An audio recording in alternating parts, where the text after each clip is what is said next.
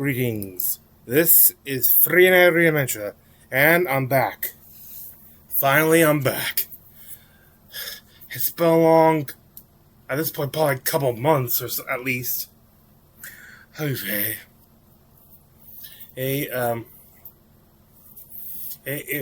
been some hectic struggles in times I would have spent being able to record, even with the gaps there. I was tired out, and quite frankly, by that time, a little worn out, so out there, like, on occasion, I've done this before, like, I've gotten burned out while doing these recaps. It was so much easier. I could just do reactions and watch it go, but nope, I got struck with that. Anyway, welcome to my recap of Critical Role's 22nd episode of Campaign 4, or as I call it, Tales of the Renewed Wind, which is what I like to call it. We join out. We after all this up, rejoin the. I think this is the Schemers tank.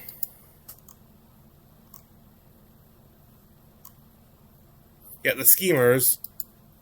There. As a attempt to rescue the missing Pentarable student Dennis Blick, in a story known to most as Point of No Return, but I like to call it Refusing the Refuse.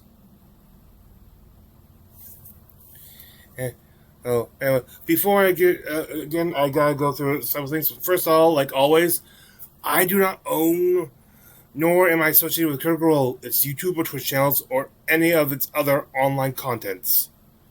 Here's it. I am just a fan sharing with fellow fans.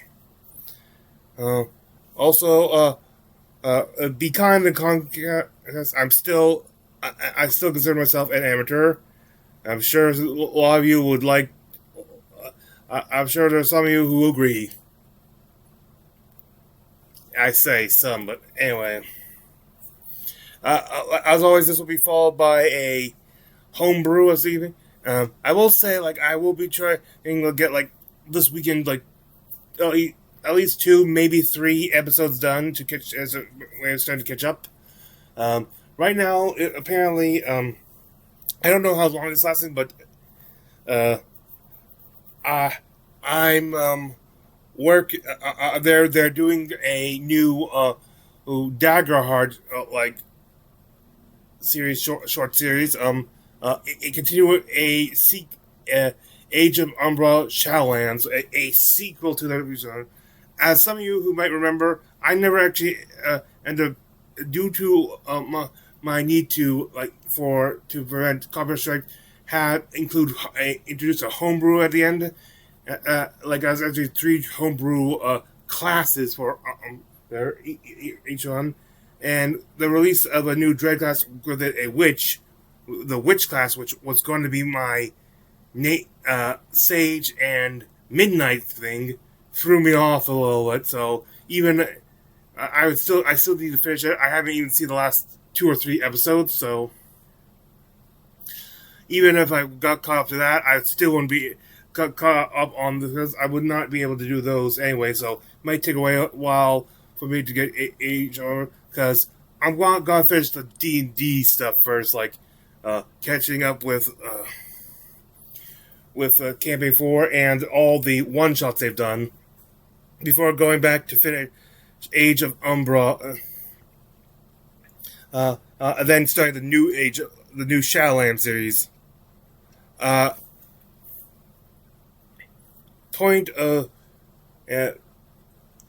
Good news, I'll be able to use YouTube for rest, which is a bit easier to use, especially when playing clips, which I will be doing, as always. And to point of order, as always, these will be made with fair use in mind, and we'll have a few moments about critical moments, I might like to call them, but we'll be more focused on comedic moments, but sometimes the humor is just loses something in translation by third person. And with that, let us get into the episode, because I've talked too much.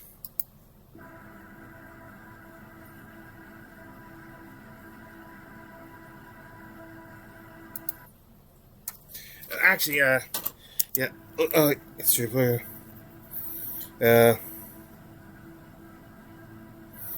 We kick off with as always, the cold opening, which is, and like they've been doing oft times, a flashback to backstory stuff. This one focusing on, well, as you will know, you will get to see who it focuses on. But we head now to the Golden Orchard. I think it's 59 of their stuff. I'm not sure. I forget. It's been so long, I can't remember how many years it's been since. Wait a second. No, it doesn't say. Nope. It doesn't say how many years till the start of the series this is from. The members of House Taconis are arriving with a barred off carriage. They are transporting a POW, prisoner of war.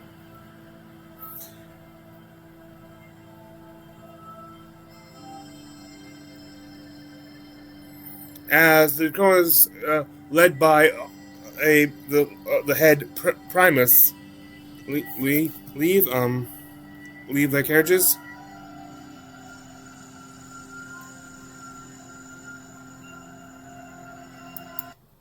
Those off to the side is a 8-year-old Octus Taconis. Here we go. I presume hiding. I think Octus is off to the side, away as much as he can get away from the rest of his family. In that he's never really comfortable or welcomed. So I think he's just off investigating. Okay, I hate Twitch Goals, but that last one was actually all on me. First. Anyway, I just like to say, it will be easier with doing it on YouTube because, as I said before, specifically because I can pause and they'll act rather than watch it live. Time anywhere like the Golden Orchard, and it's blowing his mind. He is so engrossed in just the light and the feeling of magic that's here that's so different from home. Looking around, don't be surprised if I lose the your poncho. Father, Primus Taconis, exits, speaking to his children. You see Petra and Raya, your older siblings, are quite nearby. Wait, did I screw up? The matter will begin. Did I start that clip a minute early?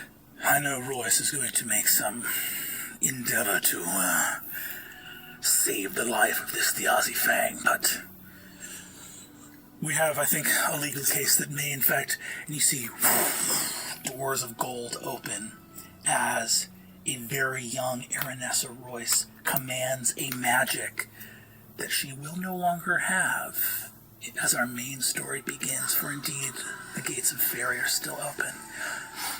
Lord Primus, my father wishes to speak with you. Primus turns around looking at those of his children who are here and says, "Stay close, look in order." You see his eyes sort of light over to you, Octus. Why don't you use this opportunity in this demi-plane to see if your connection to the Tenebral Reaches might be aided by the abundant magic of this place? Yes, Father. Some recitations, perhaps? Yeah, okay. Time is of the essence, young Octus. And you see that he moves away. Many of your siblings had already begun to manifest some powers by this time.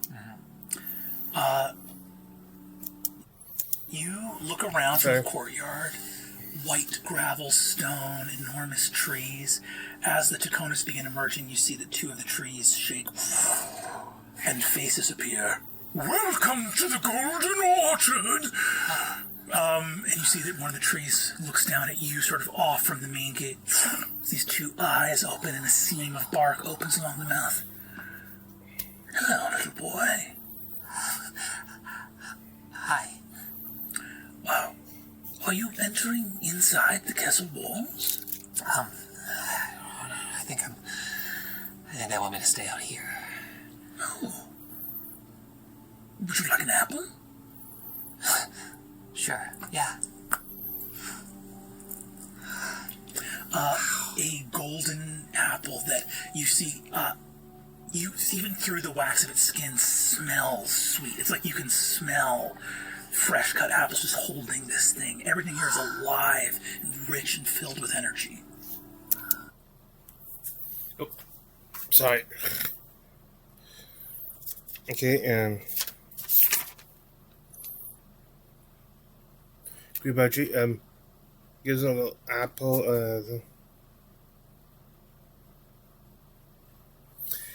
As he goes, he looks into the lake. See it very clear, crystal clear enough to see that there's not only part of the castle that seems to be submerged under it. You can see it underneath, like a separate wing. But there even appears to be people walking the ramparts as if there was no water. I'm raising the volume. Sorry.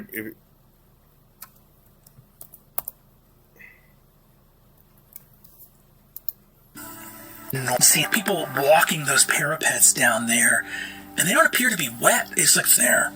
And at this, or 1 point of bludgeoning damage as your older brother Etherin throws a rock at your head.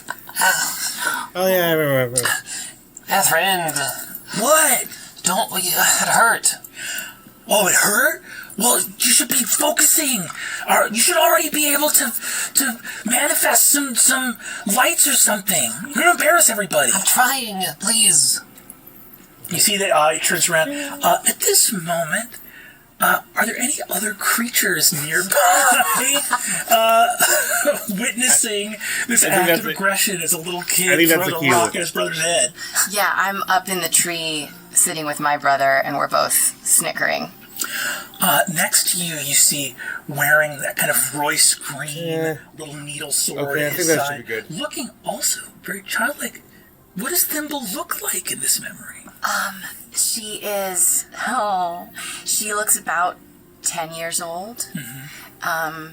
And she's wearing these little, like, green overalls that are a little bit rugged. They look like they might have been nice at some point, but she rolls in the dirt a lot, and they're just, like, kind of messy. Her hair's a little bit longer and into little pigtails. Thimble, your brother Twig is near you. You see he's taking an enormous bite of a blueberry that's holding up most of his hand. He looks down and says, "Poor kid.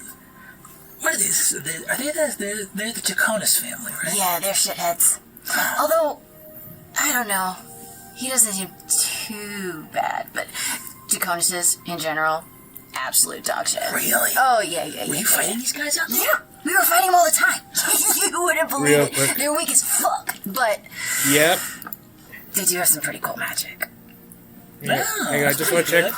good. Inside, you hear trumpets blaring, and you see that there's a shout from one of the Einfossen saying, "The pixie companion of the captive has escaped." Listen, so they're putting Thaz on trial today.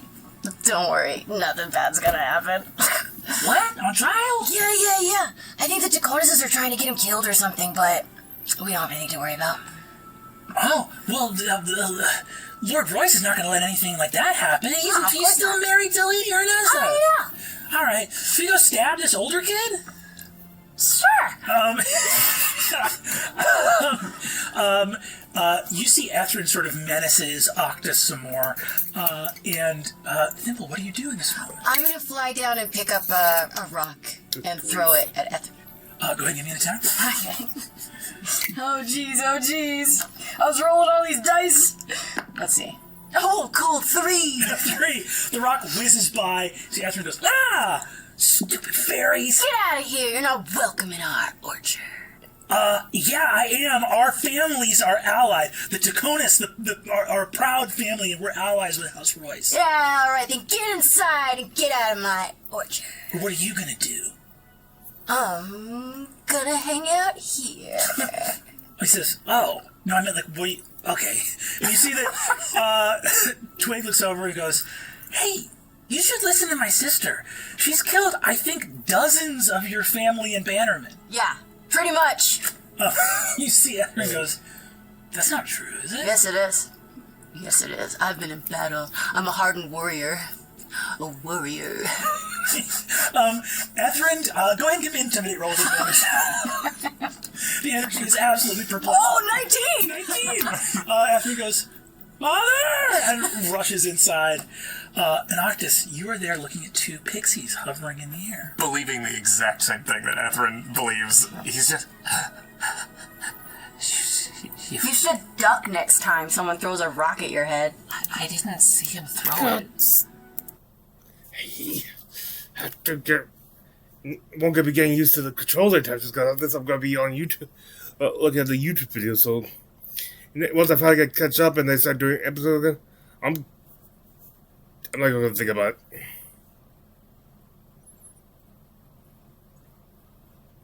it.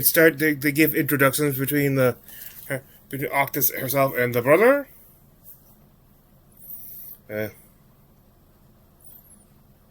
Thimble and Octus try to start peeking through and begin to see what's going on with the trial.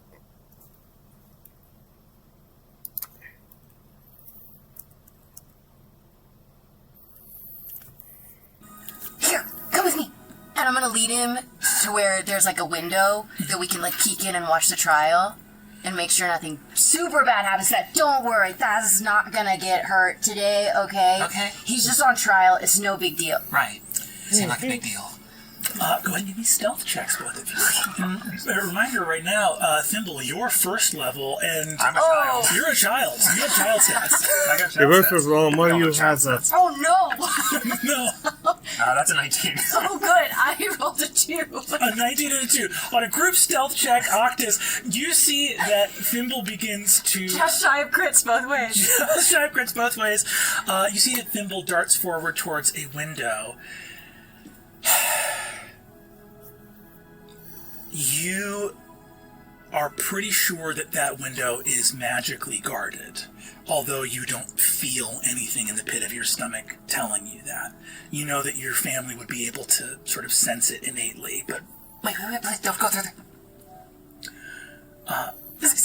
Thimble, you hold up, stop real quick, looking in at the window, into the room, and you do see that around the edge of the window, as Octus stops you, there is some humming kind of entity, and you realize this is one of many sort of arcane protected windows. If you were That was never there before. looking at it from an angle, you see that, yes, this window shows you inside the castle, but if you were to fly through it or touch it, you see an endless stretch of black, leafless trees stretching into Harrow, the home of the Dark Fae on the other side of the Golden Orchard.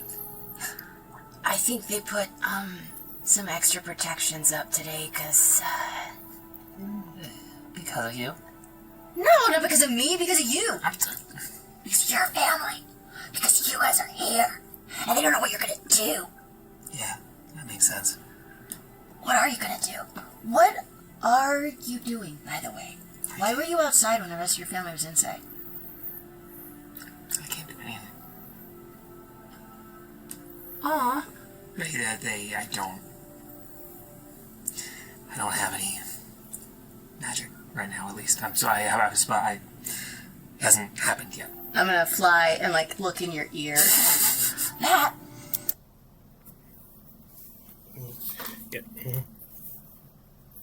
Yeah. We see Theazi on trial with the leaders of House Einfalsen and formerly also in attendance.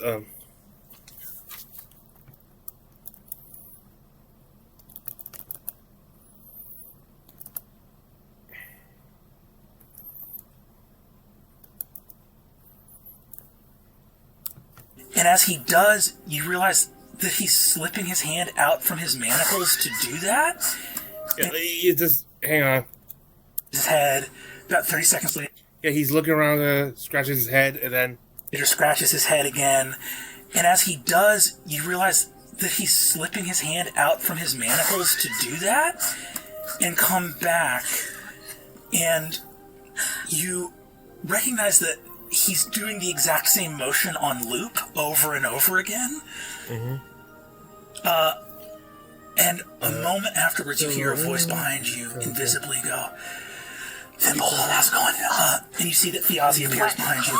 We only have a few minutes. They're going to notice. Listen, we should get back to my old room because there's a couple things that I left up there. Do you, Hi. This is Octus. He's, Octus Taconis? Yeah. But don't worry, his brother threw a rock at his hand. I don't think they like him very much. Yeah. oh, that's You had a rock thrown at your hand by your brother? That's not nice. Yeah, well, I know. oh, that's don't like well, me I that guess much. so. No. Why are you left out here? Everybody else? My dad thought that maybe this place would stoke my abilities and make me have magic that I don't have. He's powerless. It's sad. Thimble, don't say things are sad so loud. Sorry. He looks and says, This is gonna be a long one. This yeah, is there's a lot of ways to get magic. just warning. This is a long one. This is gonna take us into the advertisements. Oh, yeah. I'm not supposed to have magic. I grew up, a few minutes outside the Tanners in Dolnakyar. Yeah, and then he started snorting pixie dust up his butt. And suddenly... Yeah, I snorted it up my butt. Yeah, I used my lungs to snort it up my butt. That's a great symbol. He's really strong. Look, we gotta rob myself. My old things are upstairs. You're interested in magic, right? Yeah. Thimble, why don't you take our young friend here and head up? Oh, because you're a Taconis. And you're welcome here. Technically. Technically is how a lot of very clever things work. I'm gonna head over to the stables. You head upstairs tomorrow. Okay. Hey! Ernessa was looking at you in there. Longingly. I don't know if longingly is what the look is, but I don't know. you got it. Thimble. I'll have none of that. Octus, nice to meet you. Nice to meet you. Thimble. I'll go get your shit. All right. Good. You see, he turns off to head away. Octus, you look out and see Thimble next to you smiling as the Ozzy leaves and turns invisible again. What do you do in this moment? Look, so that was the Aussie? Yeah, isn't he great? He seems cool. He has magic and He's got magic. Didn't always have magic. Okay, yeah. You take up off the stairs, running up. Each stair alights with a small glow of multicolored energy as notes of music play ascending the staircase, and you begin your first, I'll say, misadventure together. And that's all for this vision of what once was in the Golden Orchard. Oh, man. We'll continue our story with our schemers in Dolnakyar on tonight's episode of Critical Role. Hello, everybody, and welcome back to the Critical Role Announcement Playhouse. Our sponsor for this episode is Thorum, makers of cool rings and watches. Sam, what do you got to say about it? Thorum makes rings out of meteorite, whiskey barrel, ironwood, dinosaur bone, and more. And Full warning, last time I refreshed, which earlier today, and stuff, I don't remember how it was. I got partway through it before I decided, no, I could skip through this. So, like, half of this I'm going to forget. Like, they offer I think I know the joke. watches in a variety of materials. Founded in 2012, founder Caleb Martin couldn't afford an engagement band for his now wife, Steph. So he made one and proposed. How romantic is that? Aww. And these days, when I think romance, I think vertical dramas. Now, these are super dramatic miniseries for phone viewing, shot vertically. Very soapy, you know what they are. So with the help of some amazing actors, I would like to present to you a recreation of the proposal of the founders of Thorum, but as a vertical drama. I take you there now. Okay, here we go, guys. Ready? And action. Hey, Steph. It's me, your boyfriend, Caleb Martin. Oh, you're so beautiful. Will you? Oh, Liam, just a little bit over. Could you move further? It's a vertical drama, remember? Oh. Yeah, great. Keep going. Keep going. Sorry. Oh, God. Steph, my love, will you marry me? A little bit closer. Yeah. Caleb, my darling, you know I would. A little bit closer. You really got to get closer to the vertical drama, you guys. You know I would if only we could afford a stylish wedding ring. But that's just it. Look, I made you this ring. Oh, you know what, Liam? You got to hold the ring in frame. This is a vertical drama. I can't stress that enough. But look, I made you this ring. Wow, that ring is so unique and stylish. We would... Even closer. Even closer together if you can. I went to NYU. We should create a company Perfect. that makes unique and stylish rings for everyone. It will never happen now that I've stolen your prototype. Allison, we cannot see you. We the cannot see you. You hell have to get into frame. is This is you gotta center up. Oh, God. Center up. Oh. Even closer. No, you Good can never grief. get married. I'm sorry, Sam. This is really awkward and has really hit my goony ear. Yeah, honestly, one of us smells like Gorgonzola. I think that's you. Actually, it's melting my mustache off. Yeah, and cut. Oh, wow. That was amazing. Good job, you guys. Good acting. Really good. With over 10,000 5-star reviews, free silicone activity bands and walnut wood ring boxes, free shipping, and a lifetime warranty, or warrant, as it says in the prompter. Oh, you. Get him, arrest him. Wear your story with Thorum. And- Whether you need a wedding ring, anniversary ring, or just... Well, I feel like he just inspired the next Thorum. Why do I think that episode is going to... keep in mind, I have not seen next episode, future episodes and stuff. Just say, I suddenly got the disturbing thing that's just going to prompt the next Thorum ad. Like, If you want a ring so that steal looks Thorum awesome, things. head over to Thorum.com and use code Critical Role. Matt, back to you. Thank you, Sam. Liam, you have an announcement, I believe. Oh, gee, we're excited to share that Daggerheart is now available on Fantasy Grounds. This virtual tabletop provides tools for campaign management, maps, rules integration so you can jump into a campaign online and focus on telling great stories without worrying about managing the mechanics. Am I right? Fantasy Grounds is totally free to start, so you can bring your table together for adventures anywhere, anytime. Visit fantasygrounds.com/Daggerheart to learn more. Maps. I miss our vertical drama right now. All right, well then. Travis, I believe you have a little thing to talk about, don't you? Oh, yeah. Hey, guys, in case you missed it, Season 4 of The Legend of Vox Machina will premiere on June 3rd.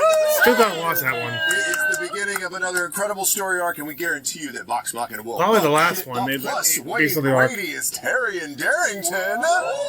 Many more updates to come, and art and trailers, so please keep your eyes peeled on our socials and newsletters and all the good stuff so you don't miss a beat. It's gonna begin. Thank you.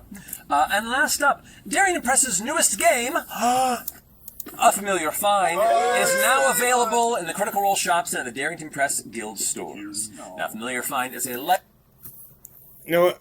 It's probably good and stuff. I think that's Critical Role theme too. Oh, but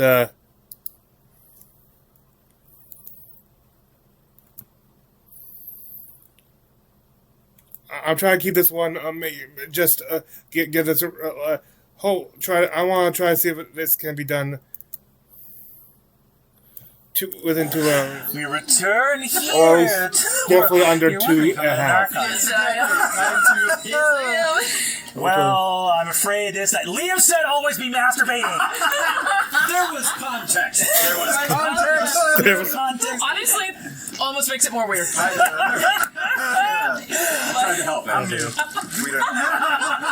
We return to the schemer's table here in Dalmatia, deep in the sewers under Caravan Hill, where our brave adventurers have gone underground. One adventurer sort of becoming an adventurer fully this night. Indeed, Hallandil Fang waiting at the gate, looking down and realizing that...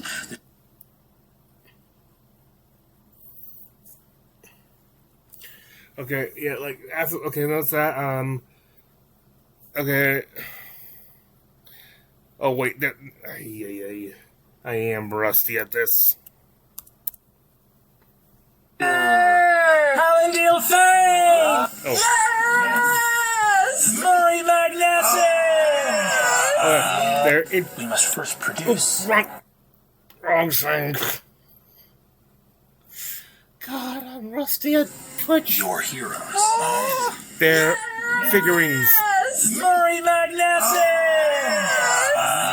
Look at her! Hallandil Fang! Oh, wow.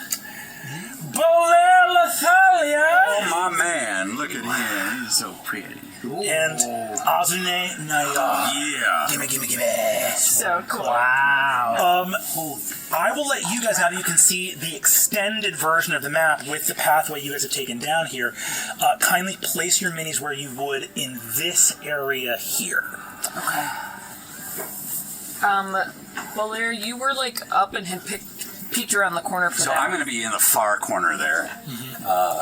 Great. Far corner where? Like in the corner over there. Here where the crates are? So yeah, so you're like here amongst the crates essentially, right? Yeah. Okay, gotcha. Yeah, dipped around the corner, dipped back. I might have even tried to go a little deeper, but yeah, that'll do. Murray's gonna stay towards the back. Cool. Yeah. I want to be up a little bit, but not. Murray, by the way, you remember that you did your tremor sense to get a lay of the land beyond and kind of see a vision of all of this and communicate it to your partners. You also know that there is a way to go back up the staircase and find your way down these ladders, essentially. I would throw me in the far. I think I would have been back to wall back there because I know I got tagged. So Yeah, back. like here?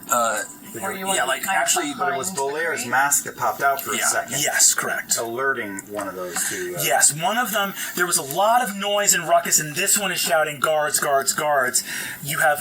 You know that it's this sort of hulking, bruiser-looking guy right there that is the one who made you. Yeah, I want him to get in there. So. But again, I think it's important to say in this moment, with a lot of chaos happening, made is a relative term, right? In other words, he saw something down that passageway, but it's not that he didn't hear the splash or the illusion or anything else. It's not that he's not hearing his companions say they're going that way, but he knows he saw something. He saw something. And And what we've seen is you peek out, do something, and then just kind of back up and I backed out into the corner. Okay, I think I would be maybe right next to Hal. Is that a place that I can stand on? That kind of platform? Sure. Yeah, right there, man. That would be there. Hell yeah. And DN, Yeah. can you remind me, one of the two people guarding that sewer entrance has the whammy on them from Bolaire. Whammy That right one. here. In fact, let me get a token on there just for us to be super clear. Great.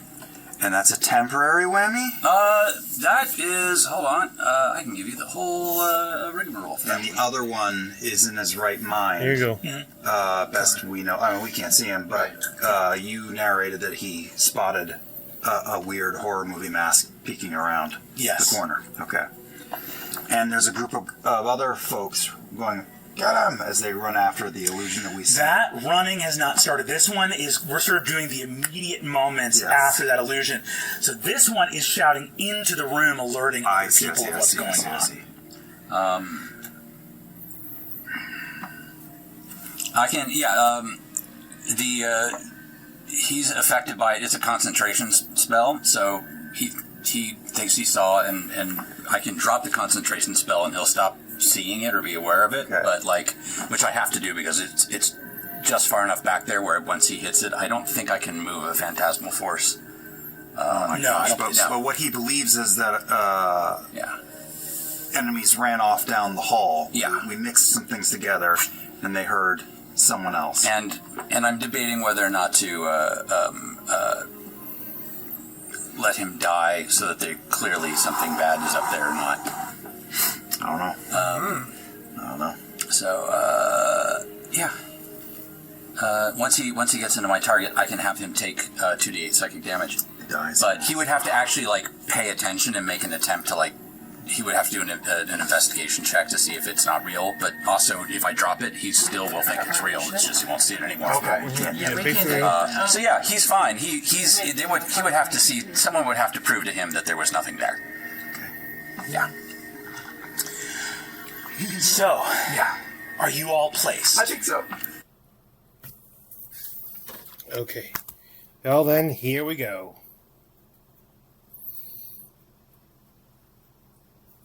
Exuni has basically he's already said that Exuni has already extinguished the torches. You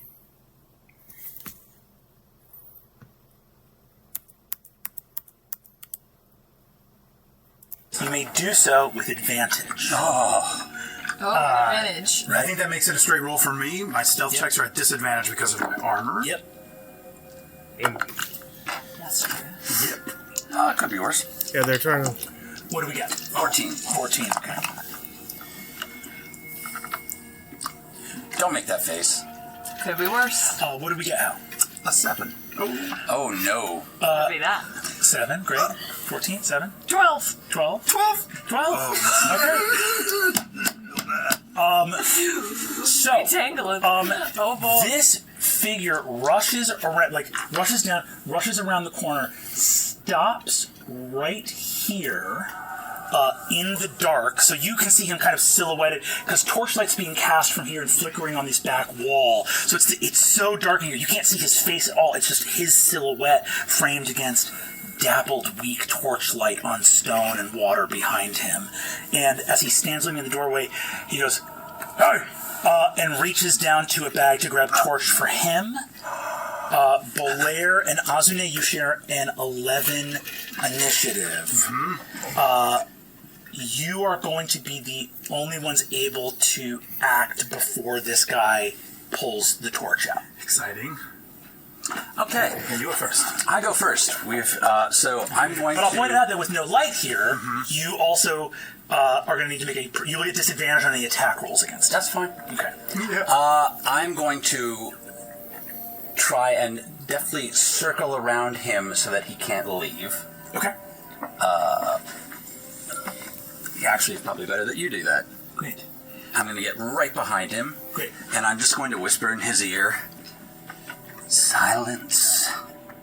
Okay. And I'm going to be casting. I'm casting the command. Okay. Great. That is a save against a wisdom of 14. Save against a wisdom of 14. He fails. Remains perfectly silent. Oh, good. Great. That is your action. Any bonus actions from you? I don't even know if I can. Let me see.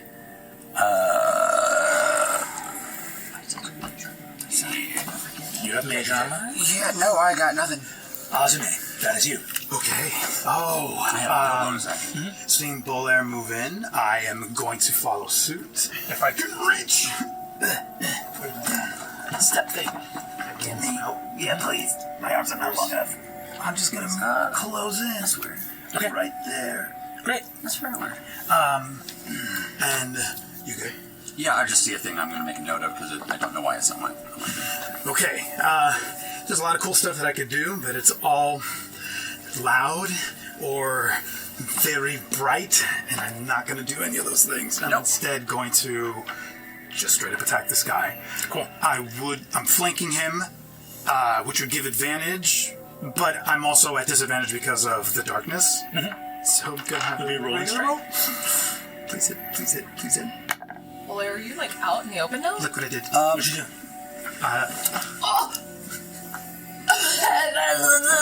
You say it. You say it. It's great. Now 20!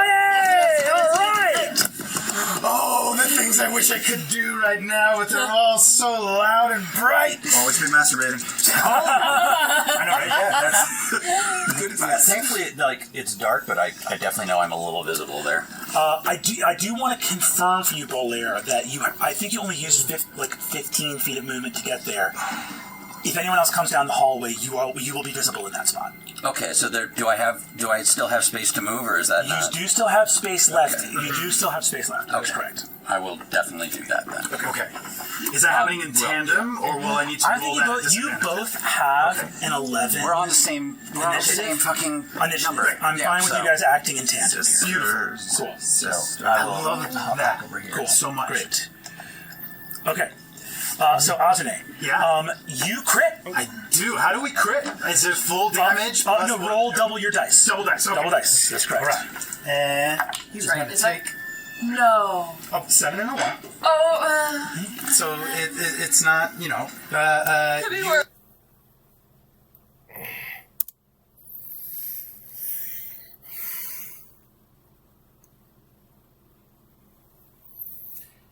Basically, he caves in the river, manages up. It's fairly quiet because passive, but so they can't hear itself. It does manage to kill the guard, or the crow guard there.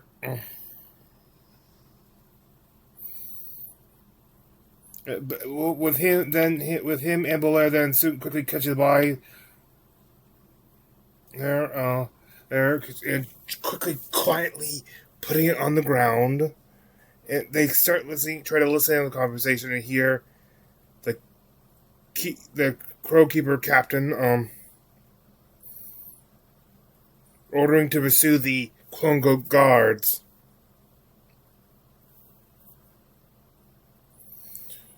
It said check to see if there's a captain. If not, because missing a guard captain is a notable.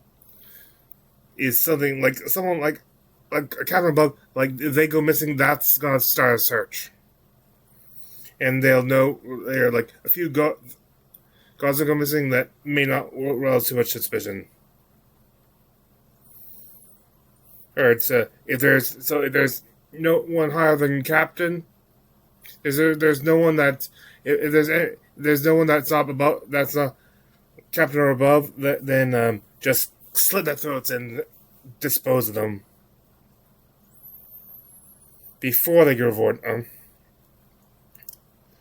As that's something, there's a bit of a rumbling in bubbling water, and something erupts out of the murk.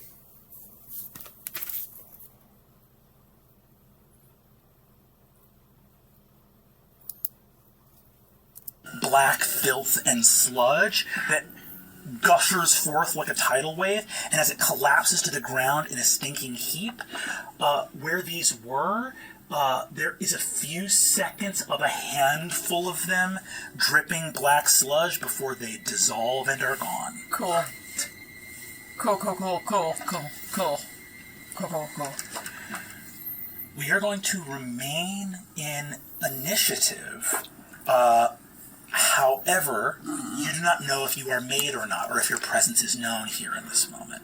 You just see something, hear a horrifying voice, and see some enormous eruption of magic occur in that moment. Hal, it is your...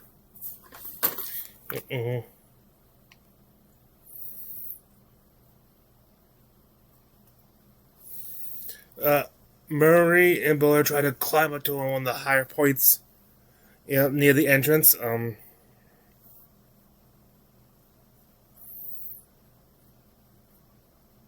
No, they don't.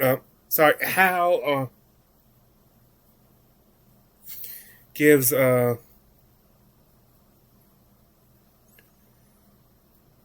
think gives one of them inspiration. There, then it's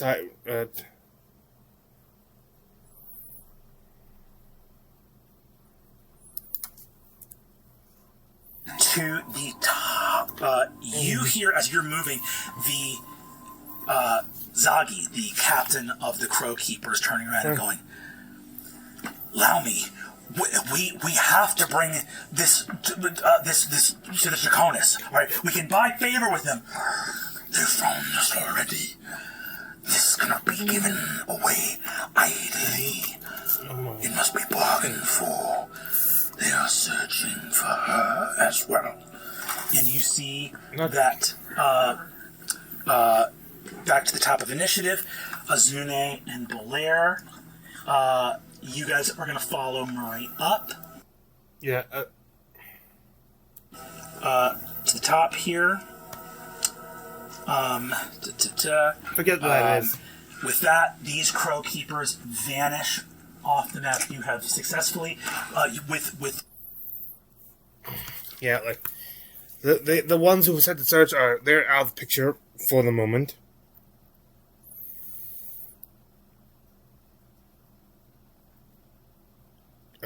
Azuna is actually waiting for Hal before he goes fully up to waiting for Hal to get there. This creature which Brendan describes as a mold spirit of some sort. You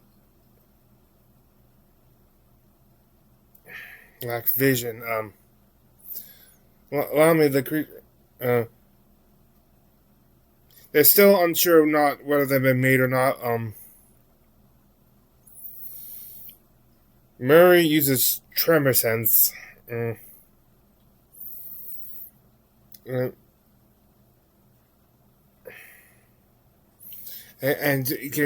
while they can't get good, she can sense it's moving in direction of the prone Demetus. Before, thankfully, it doesn't do anything because he's stopped by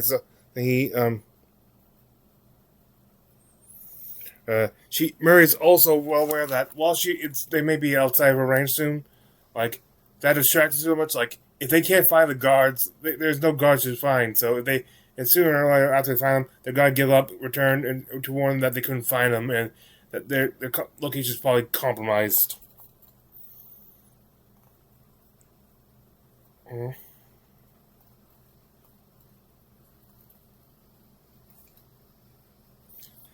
So, Murray uses her cast a mage hand and uses it to pick up a dagger on the nearby table in the meeting place. Haste to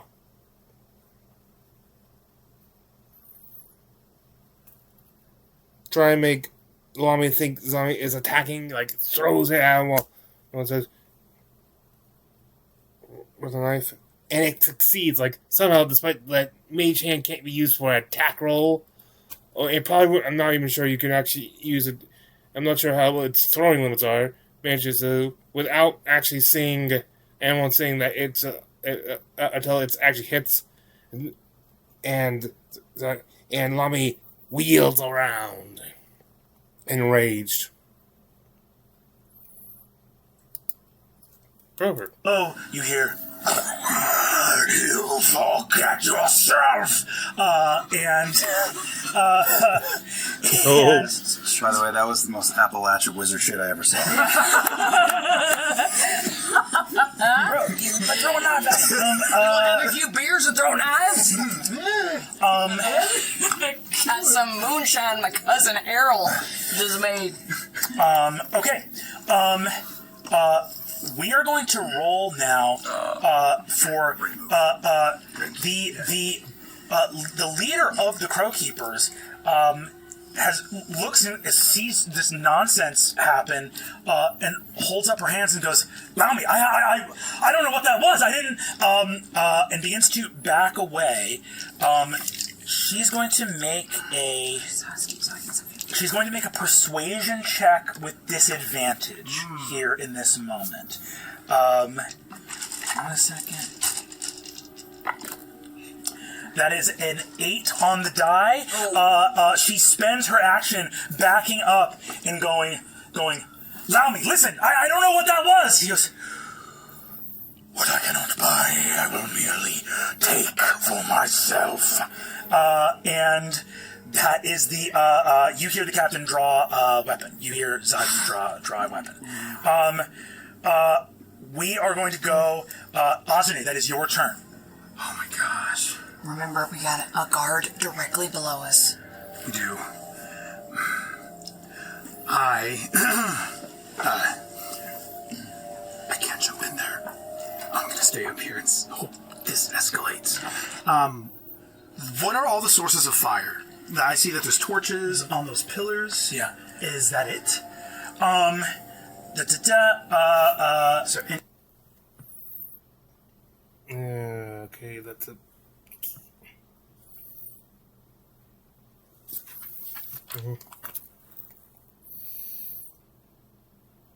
And after determining the source of the flames, uses control flames to dim the torches.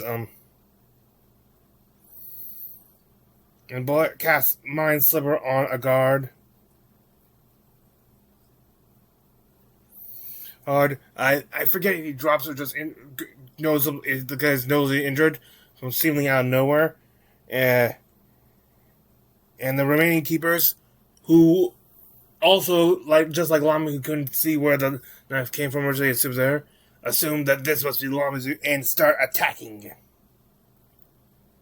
They only land. There's only one, but only one attack so far at the initial lands on Lamy.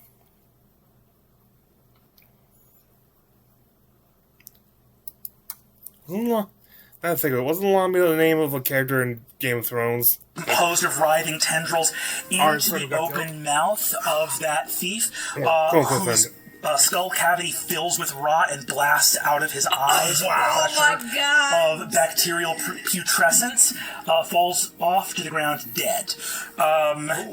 That is going to be Hal's turn. Oh man. You saw dude's face explode. Sorry. You're up! Right.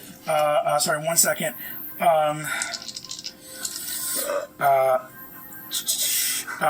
Also, the one back here who scored that sneak attack hit on this monstrosity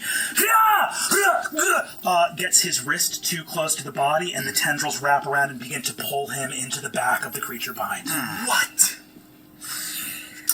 Guys, if you have black mold in your house, Oh, man. it's important to maintain that. Air because purifier. Look what can happen. It gets so bad, gang. Hal, that is your turn, my friend. Okay, so I think in this moment where insanity is erupting down there, how old does Demetus look to the eye? Demetus, he was about, what, 20? He's a grad student. He'd be like 22. Yeah. The chaos of the last 20 or 30 seconds are bringing Hal back to running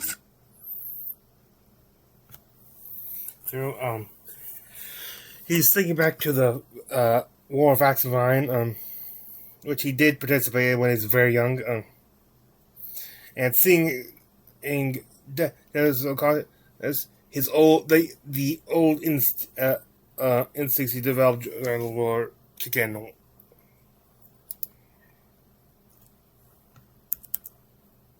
Information. to the dragon. Okay. Difficult. Okay. Hal, that is your turn. Feeling like Bilbo Baggins next to the dragon. I think he's. Oh yeah, he ran over. Sorry, he ran over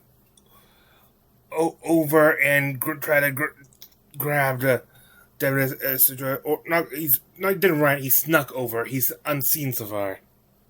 It's important for later. Unbelievable. Then.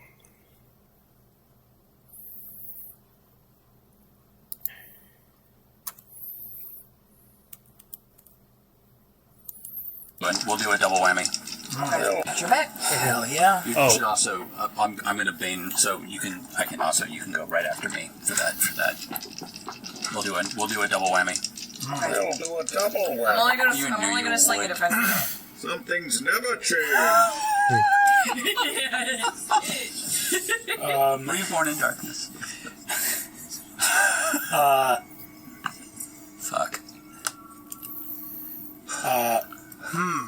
This is great. I love dreads and minis and combat.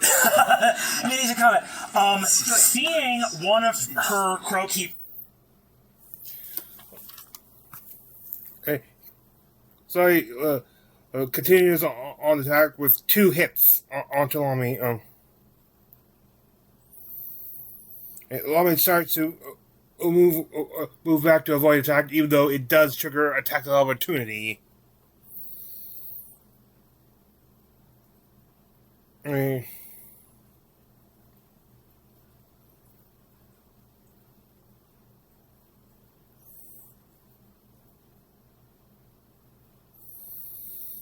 I think at this point, I think it's I'm hard. Oh, great! I'm great. I'm having a hard time reading my own notes. These notes I did watch this live originally, so these are like from way back. So I'm trying to remember. It either manages to do something to kill all the rest of the creatures, or it does something that requires a will save and everyone but Zahi. Yeah, so either all the creepers except for Zahi are either dead or fail at will. Possible. Lami, after a few more blows, is finally bloodied.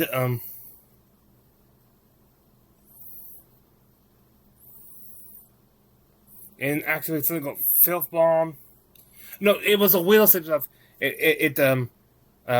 Before, I guess, and now it uses a some sort of filth bomb, like shoots a clunk of milk that explodes out.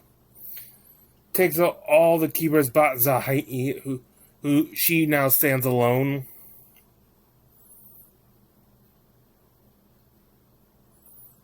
Hal sneaks in. Hal, he, as we saw before, has snuck in and stuff. Manages to pick up Blix and starts sneaking back.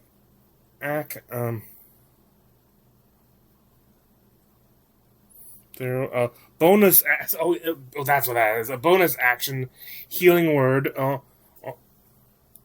on the down student.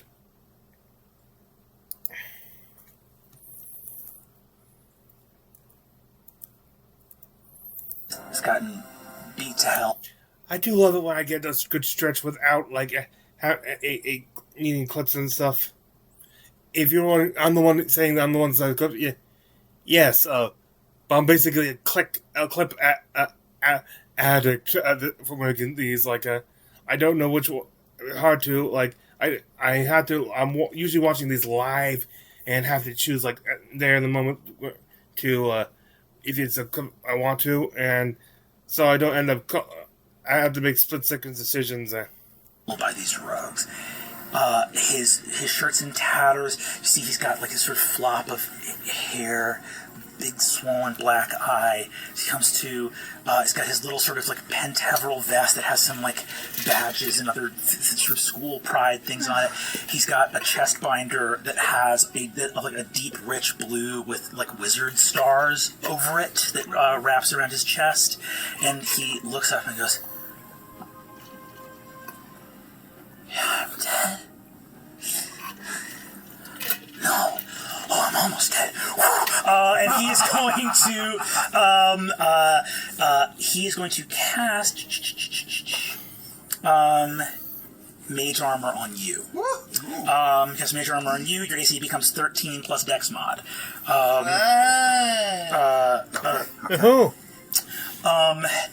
And I think you begin to ascend up the ladder at this point. I'm going to roll one quick stealth check for Demetus to cast this spell. On see, Demetus has a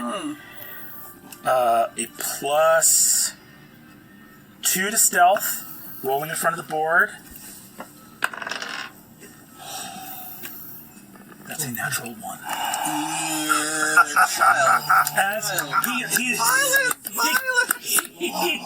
He looks and goes, "I'm almost dead.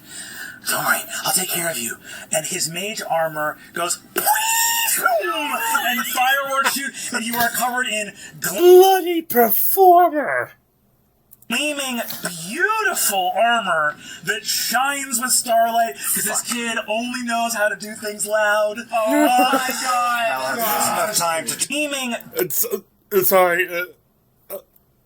It's on brand. Where's the Frango? And that's Wait, that wasn't like a wild magic roll. It's just to see if it's just style. He just sucks. He's just It's bad. He's an illusionist. He's an illusionist. His mage armor is made. People pay a lot for mage armor that looks this good. Okay. Oh boy. Okay. This is grips around. Murray, that is your turn.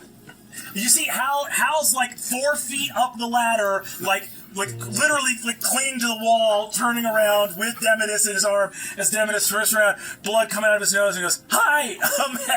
As looking around as Laumi and Zagi both turn around to see that the daring escape has happened. Okay, Murray, it's your turn. Okay, so I just look at Demetus and just kind of shake my head.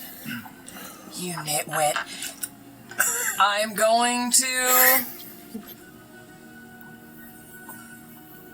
Who do I slam? I'm gonna slam... Does this require a save on their end? Or is this just an attack? The chromatic orb that I was holding is just an attack. Okay. You held and lost the action that round, right? It just went all the way. I lost it. Okay, so I don't have to do chromatic orb if I don't want to. And you guys are sending your initiative down the line, so you guys can go right after Murray if you want to go after Murray. Okay. Right? But if you're looking like down the hatch, here we go, then you may do that. No, Because we can double up then, because we can, if we're holding ours, then we can just... Yeah, you guys could basically all act at once, right? Yeah. The main goal is to get the fuck out of here. I am going to... Too far away for you to do that. I'm going to turn to Azune and be like, hold my feet! And I'm going to go down and grab Demetus and try and lift him up the ladder the rest of the way. Go ahead and just give me athletics. We'll call it, he's a very small guy. Give me DC 10 athletics. I'm just a wizard, but here we go. Middle fuck this up. That's good enough. 13. 13. Down the hole. You grab this kid and yoink him back up out of the hole. Demetus is up on the upper level with you. Bam. Fantastic. That was my... Yep.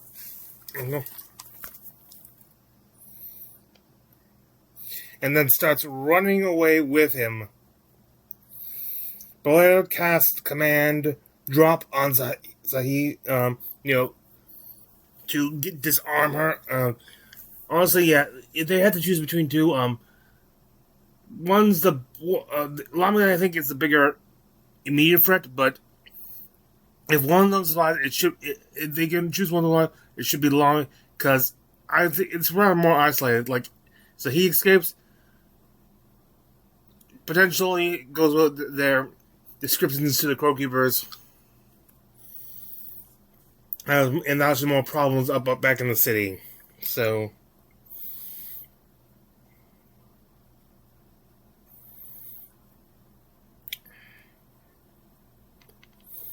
And Murray starts hearing other creepers starting to return.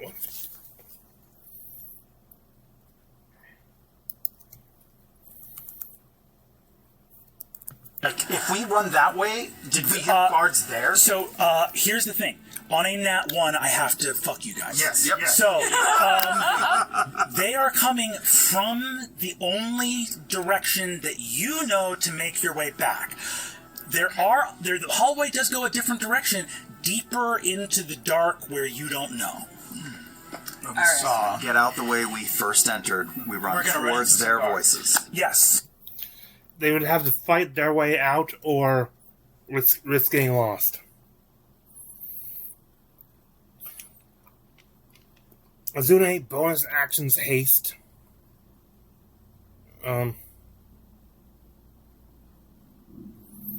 With the sorcery, booming blade attack which unfortunately misses.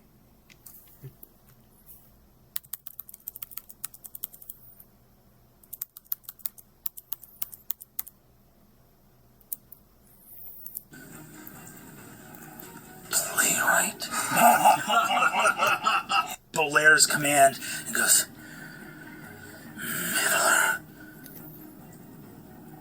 playwright. Oh, he's like, he has to die. And looks down to the sword on your belt. And he goes,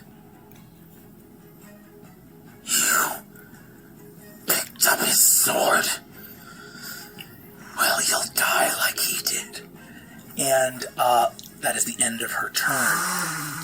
Top of the round, having sent your initiatives down, it is going to be Crow Keepers. Azuna, you're in one situation in the Brethren Hall they tell you never to get in, which is surrounded by rogues. Okay. No! It's okay. No. Is it though? Uh-huh.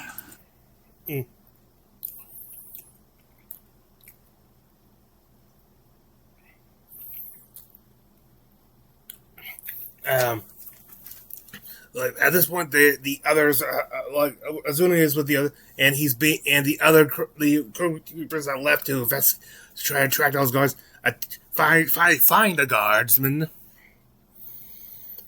and start surround him and start attacking him.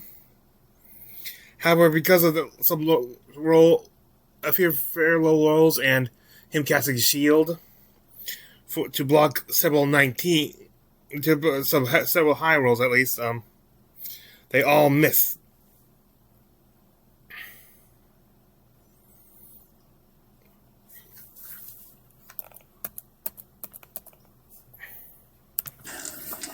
And it almost looks like a figure steps in front of me and just crosses its arms and becomes. Oh, my armor is 25 now. That's and it almost looks like a figure steps in front of me and just crosses its arms and becomes almost like a spectral barricade for me. I think Murray and Bolair look through and see Azune, who is ever, like seeing Shamad and these other arcane marshals. Yeah. Azune, your like friend who speaks with a voice of like understanding and knowing this city and loving this city, has transformed into a beautiful nightmare in the room beyond you. Well, these guys don't know they're in a game of D&D, but on an intuitive level, they know what it means to miss on a 19. Meaning to hit this guy, it takes a fucking miracle, right? I can only hit on a crit. Oh my god. Their attack bonus is not high enough but they know for a 25 armor class to be anything other than the stuff of legends, right? So I've been waiting for this moment. Just hitting the armor, boom, shield up, warhammer up. They all take swings with advantage and have nothing to write home about. Incredible. And that is going to be Grau Granath. We're going to roll this d6. Oh, no. That is the type of creature Lami is.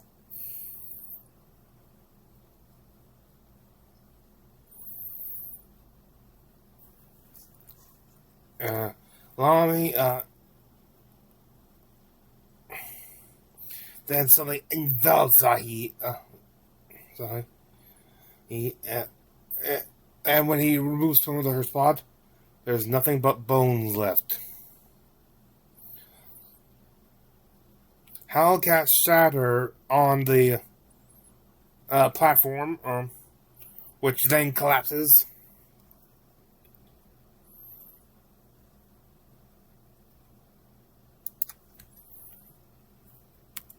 Of the ladder to join Murray. I'm in the darkness here. And with my movement, I'll say, that's all, folks. And I scurry up and the you ladder. scramble up the ladder to join Murray and Bolair. With something, considering that was a risky move, I should say, that considering that they're underground. We go back with Blix, and who would still be with Murray.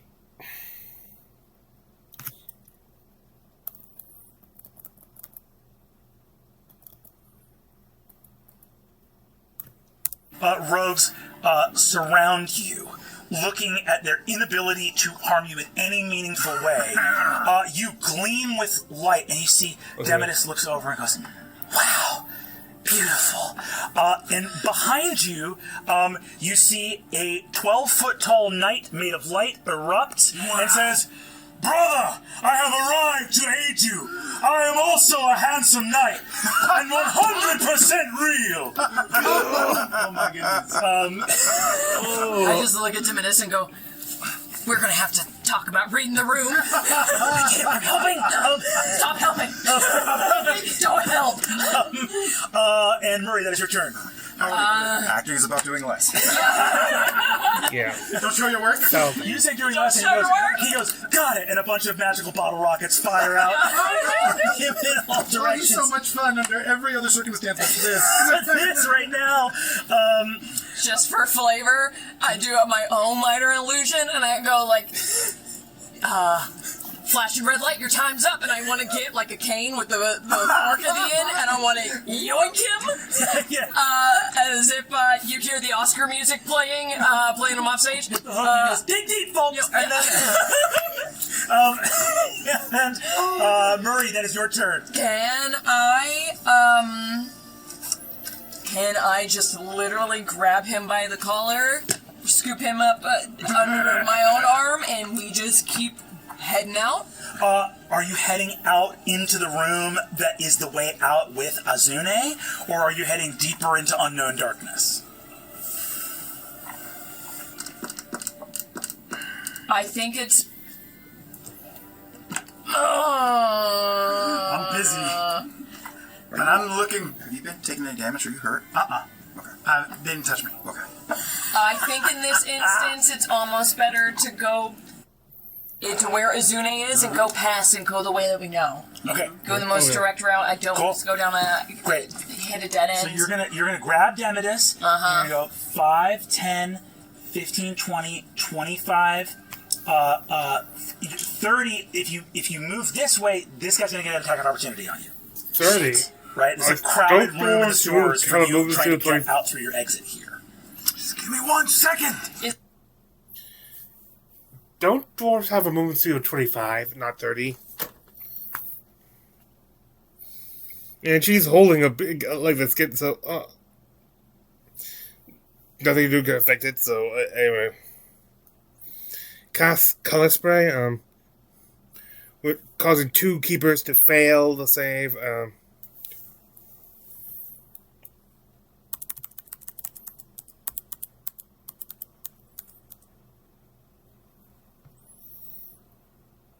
Perfect. Stack of potatoes, and he's the illusion guy. Can I take him and his glittery magic that's already swirling around him and like use him like a shotgun? Like holding up a skunk and just being like. And I'm gonna take it and just whatever sparkly just magic. Yeah, he already has going on because it's an illusion spell. I'm gonna take what he has and just amplify it into their face. You reach into one of his pockets in his shirt. There's a bunch of broken spell components from when he was getting beat up. And you just grab the thing and whoom, a bunch of glitter. Both crow keepers reel back blinded as glitter just dances over their face, and you can see almost like their faces become like mirror glass of iridescent light creeping into their eyes as they are blinded. That is your turn. That's my turn. Hell yes. So they're both blinded. That is going to be Azune and Bolaire. It's so...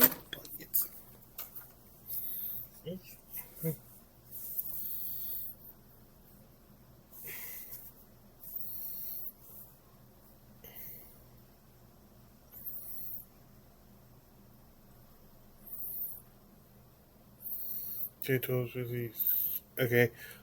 Bolaire cast Distant Whispers on Lami for 12 points a second.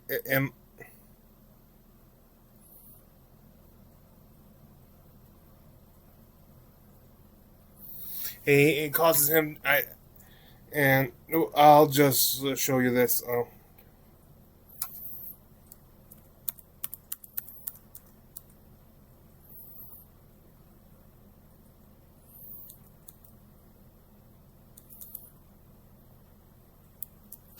be so kind. Yeah, no problem. Natural 20. So that gives me, just for fun, a 26. This is what I was born for. Be mean and correct. Now that none of your friends can see you, you decide to prove that this guy's not the freakiest thing in this dark pit.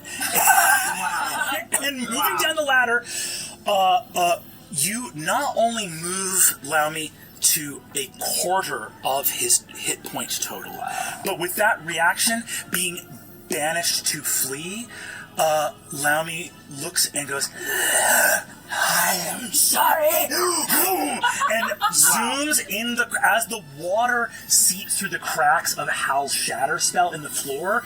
He flushes himself down into a deeper darkness, vanishing at the horror of your dissonant whispers.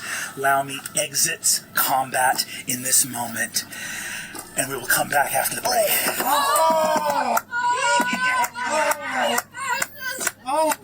Fuck you!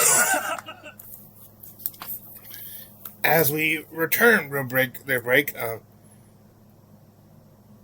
it starts converting slots to sorcery points, and hits with a blooming blade, drops one of the his assailants. Bonus action.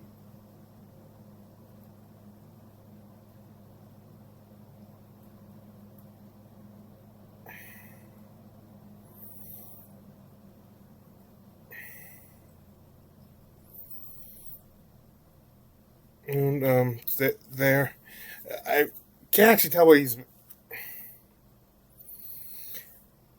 I'd show you this, but I'm not sure you would be able to read it too. And even if you did,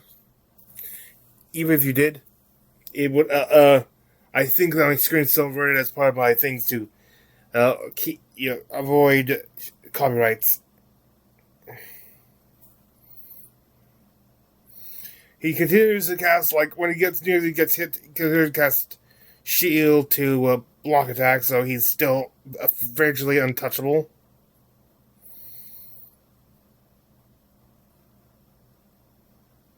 Hal unsheathes his liar's blade and rushes to join the others. Attack is made, I think, by Hal.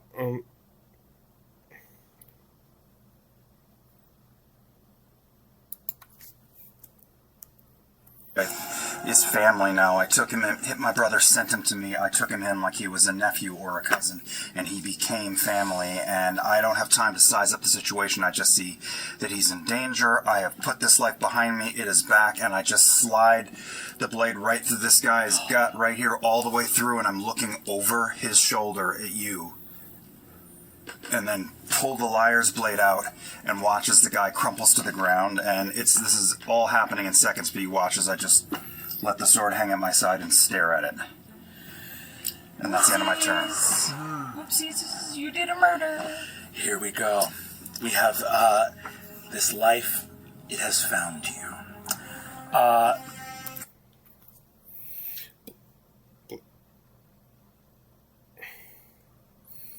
Blix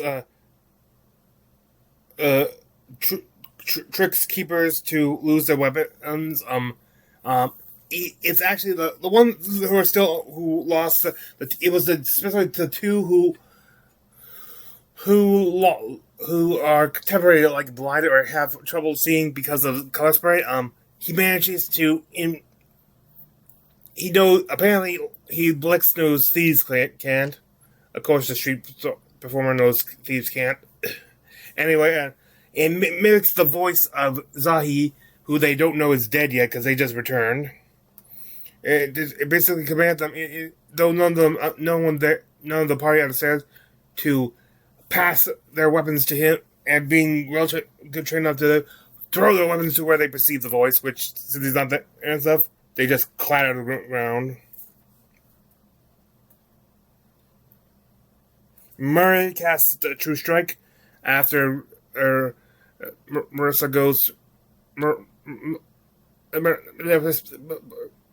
Marisha. Why couldn't I think of the names?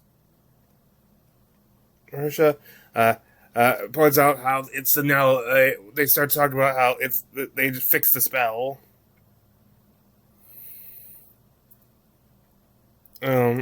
Belair makes a stabbing attack and finishes the wounded one off.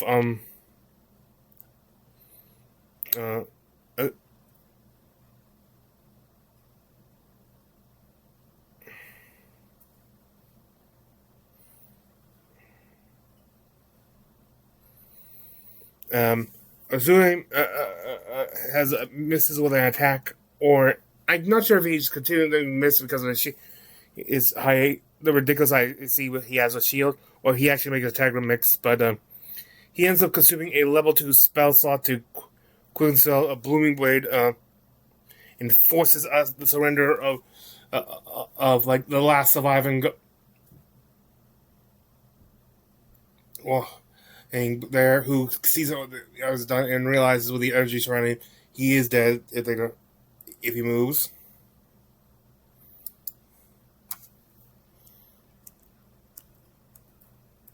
You look and see this glowing, radiant knight turns and extends this 7-foot broadsword at the Crowkeeper and says, "Oh God, you have wronged us, the Friends of Justice. Oh, no. That is our name and what we are known by. Oh. You will leave this place. You will get a real job. You will apologize to those you have wronged. You will make amends. It is the first step. You will, Just look into this. Are you trying to scare him straight? What are you doing? These are not the... This guy's beat me up. Well, we're going to need this one unconscious. My friend. Okay. Thanks. The glowing illusory knight goes, fall asleep! Now! 10, 9. Someone. Yeah, absolutely. Thank you. Yeah, I think it's no sweat, dude. You just go over, put him in a sleeper hold. 7, 6, 5. And I think that did. Yeah. And I just let him slump onto the ground. Can you do that to him too, as I'm holding Timidus? Honestly, when first time I heard this, I put him in cheapest, and I was thinking, which one, the keeper or Demidus? Is that what you want me to do? No. Professor, oh my gosh. Hi. The Crow Keepers. Really? What were you thinking? Kind of focused you. Ow. I'm sorry.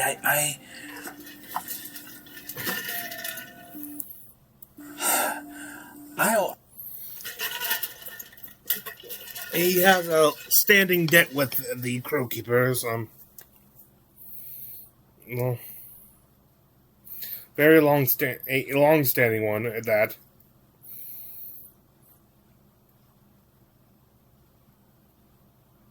He does kind of, unfortunately, he didn't think it was that bad, especially because he was starting to do pretty well with his performances, getting money and stuff. Especially with Belair coming here, there, over tipping basically. But then his performances were outlawed, bust, I forget what they're calling it. His street performance, performing magic in the marketplace was now illegal.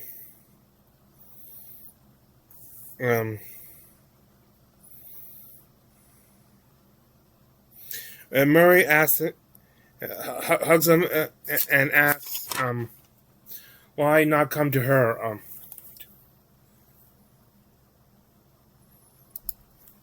You're for the Crow Keepers, Lieutenant, or are you here for me? Well, we were here for you. To help you. Okay. You're not in any trouble. Mm-hmm. I'd like to know. Beg to differ. From us. Not from us, but you are in trouble. That's a good way of putting it. You had a plan to leave. Yeah. I don't know what happened. I think something bad might have happened to Pimley. He was supposed to get me out of town in a wagon, and the next thing I knew, I was open and the crow keepers were there. You're so sweet. Your berries, you give people the benefit of the doubt, and that is a quality. That's a quality. But unfortunately, one that people will exploit. I need you to understand that. Okay? I need you to... we're gonna have to teach you to, like, you know... Are you less trusting? Yes. God, are we that jaded and cynical? We are, aren't we? It's smart, though. You know what? We'll talk about that later. What do you want to do with this guy? I want to keep him for now. They also start warning Blix that the keepers are just the pawns in this game right now. Real threat is House Dakotas. And Blix starts going into how the story of how he got this job to begin with.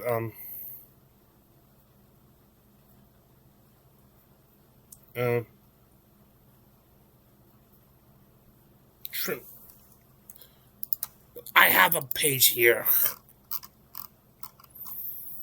Enjoy the artwork review. Oh, that's what I...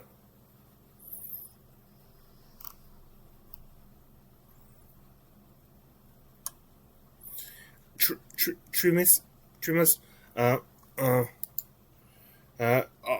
she got Dean Cora, or I don't think she was Dean Cora at that time, but I guess at that point Professor Cora got in touch with a woman named Timmins who offered him 250 gold for the job, which is like more money he's ever even had before. So.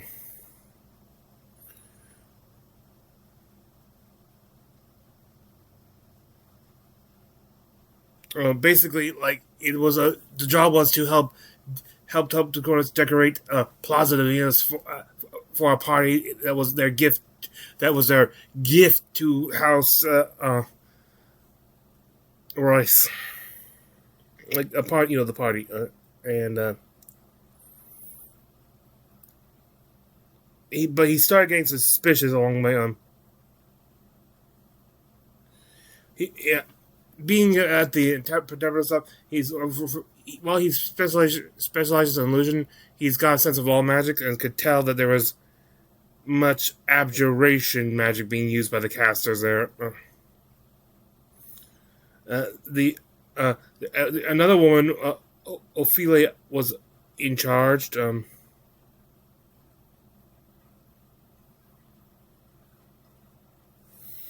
was a member of the guards there, Alu.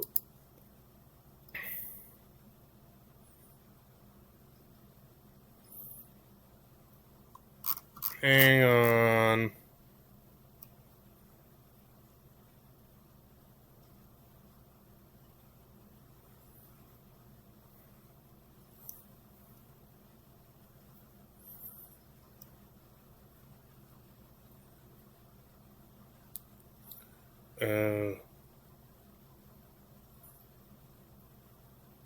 Here's Janess,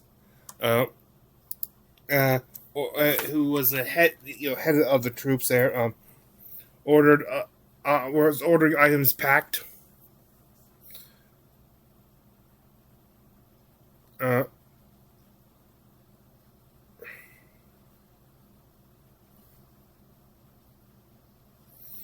Toward the end of his little job and stuff, the soldiers were being ordered to search the grounds and stuff.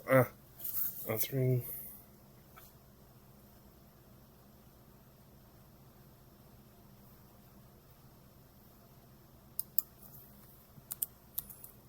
Worked. She was talking about. She was like, she said,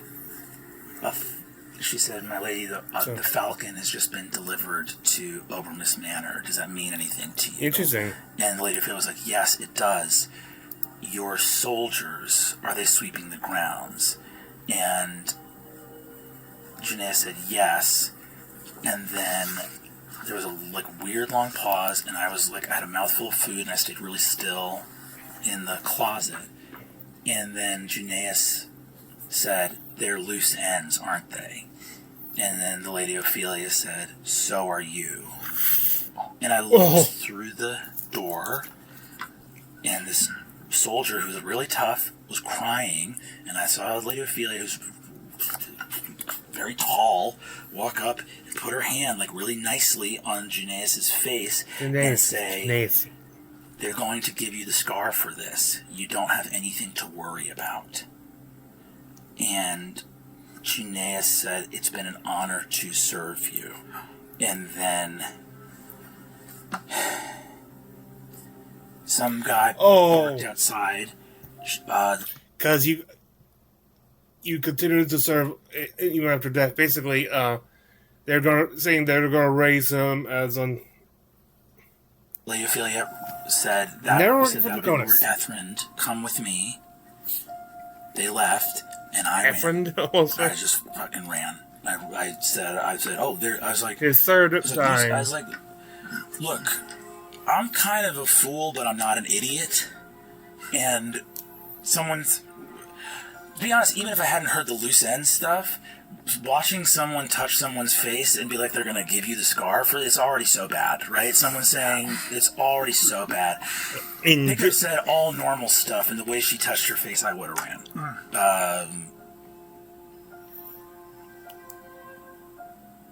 So I don't know what I did, but I know that I helped them do something.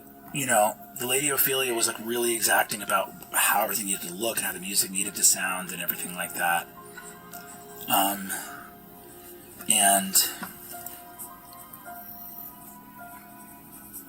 I don't know what happens to their soldiers. Didn't seem good. But I mean, I heard there's a bunch of other conversations I heard that day, but there was shit I heard earlier in the day that I wasn't thinking to pay close attention to, and now I'm trying to remember it now, and I'm having a hard time. But you know what I mean? When you're just oh, it's not my bit, not my circus, not my monkeys. I'm just here getting paid to do these illusions, and then you're thinking about what do they say about this Houndsport something? I don't know. Well, that's her hounds. Yeah, as you said, here's Houndsport mentioned. But now after he's finished recounting, he's starting to lose control as he's doesn't know where to go.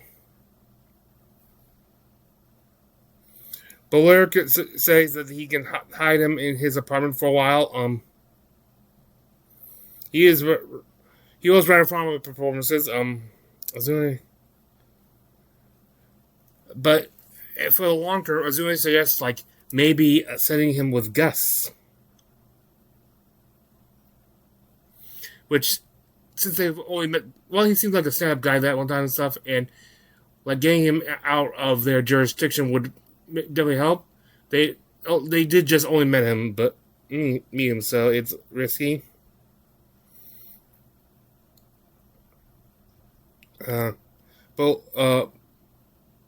Bolera thinks that is saying that I don't think we have to worry about too much him heading for too much long term. Whatever they're planning, whatever is leading up to in their plans, it's going to happen soon. They're moving too fast.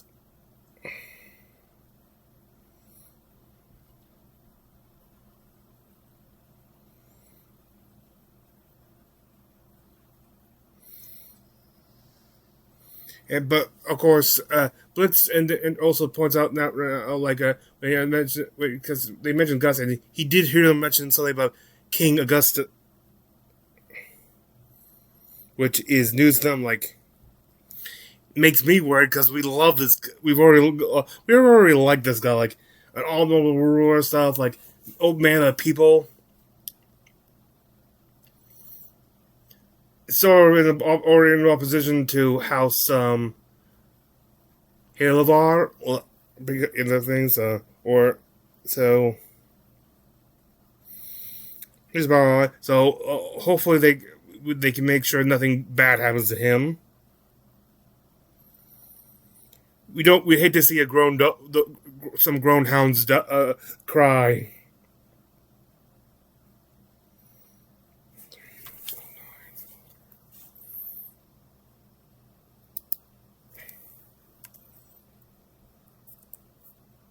Against House Taconis.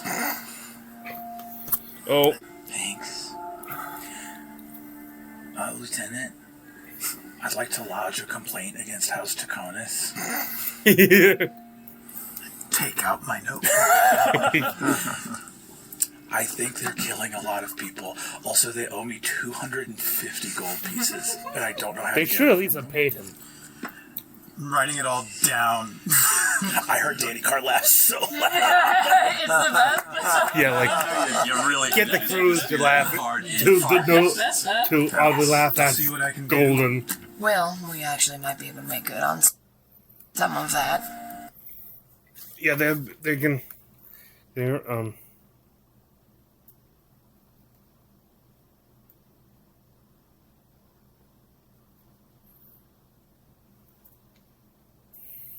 At this point, Mary decides to do a detect magic while they start searching the room because it's a thieves' gathering place.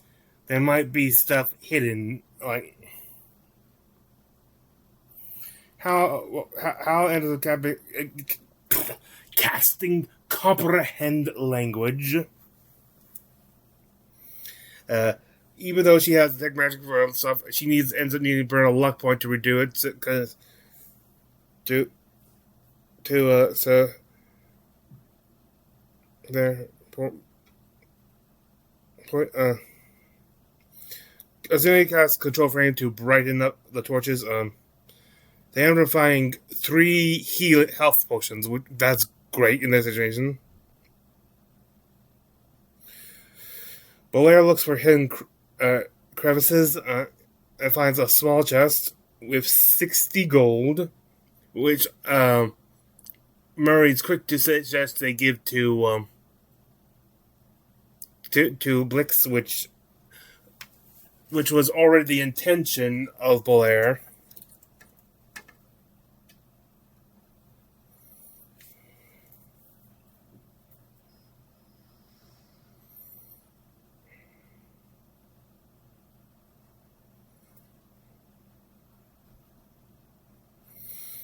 Jen sees a list, some sort of list of names on the table. It says, from what they've already seen so far in that cabinet stuff, they can guess that only a few crow keepers actually know about this place. There's stuff that to lead those not in the know, keepers not in the know, into this place when in need.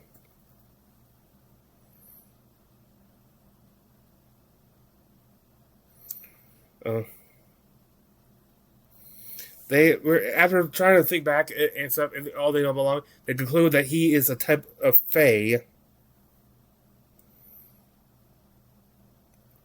one hailing from Harrow, and finds a trace of sylvan writing on the floor. It seems to be some sort of poetry. A thing also notices at this point that as they move around with their source of light move around, the filth sort of recoils from them, so he's not the only sentient debris in there, or at least living debris.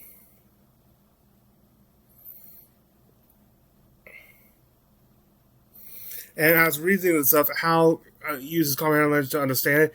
And this is a poem he's already familiar with and knows that part of it's missing, and that the missing part should say, "To love the world is to weep."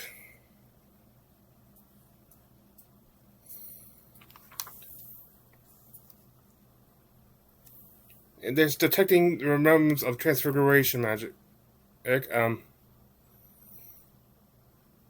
Murray, who is told what it says by repeats what what the final the verse would be in Sylvan.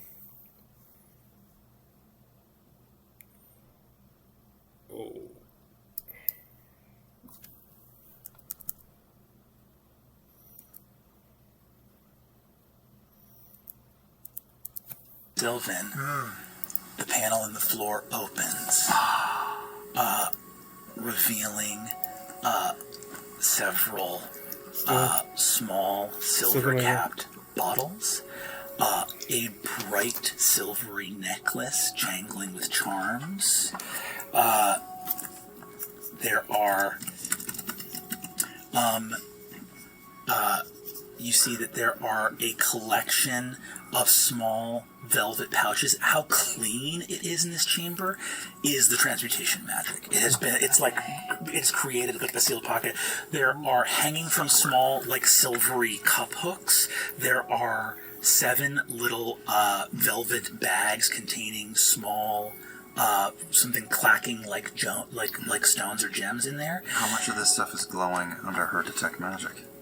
Oh, it's all glowing, and all of it pales in comparison to beautifully stacked, crisp, 40 blank spell packs. 40 blank. What I wanted.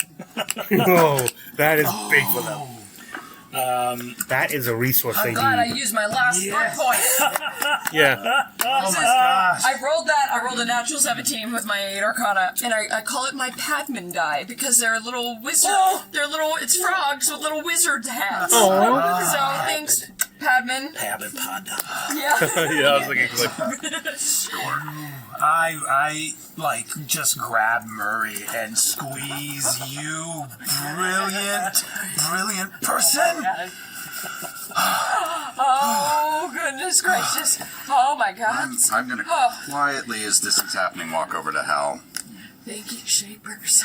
Okay. Praising the gods in this setting, isn't that blasphemous?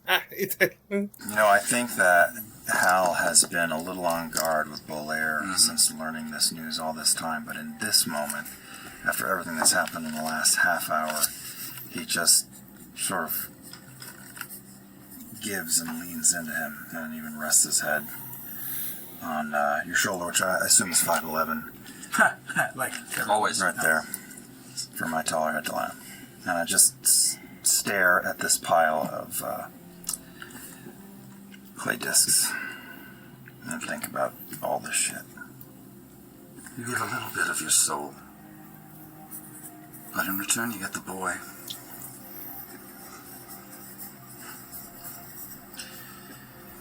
I haven't taken a man's life in almost 30 years. I cannot relate. Yeah, we are aware. Bolaire asks Hal if he could help him with something. The rest start packing up the loot, and they give all the gold, all 60 gold to Blix.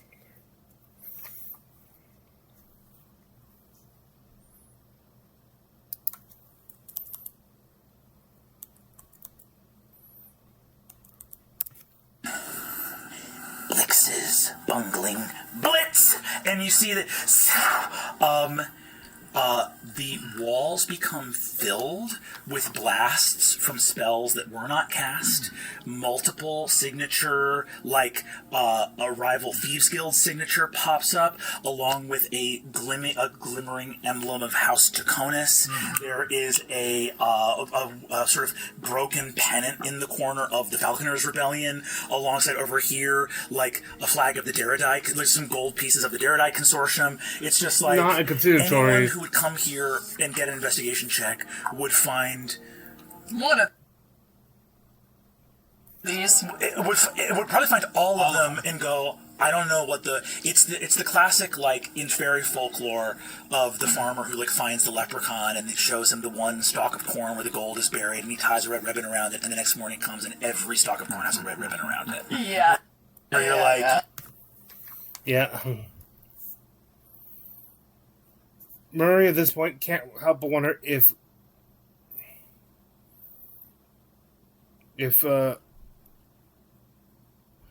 if Cora knew if Dean Cora knew what the job would be. He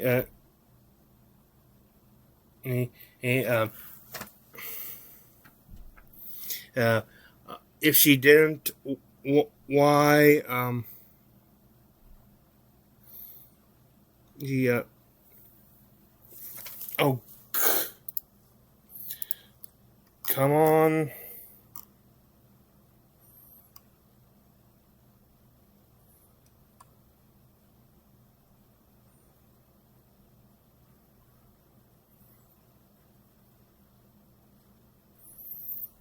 Okay, nope, not gonna.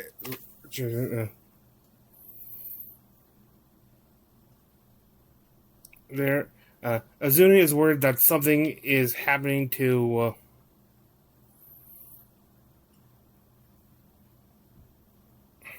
Remember, because like she is like, if she set up a student like that is like high treason for her.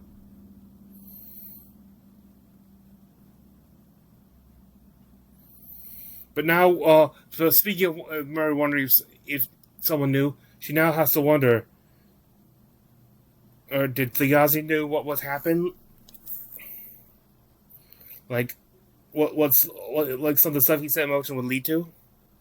Like,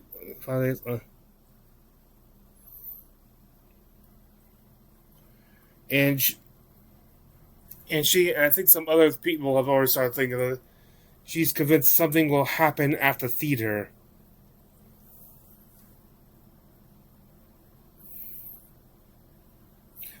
She is definitely already plotting some sort of payback for Blix on the new dean. And while in the other chamber with Belair and Hal, Belair starts to disrobe.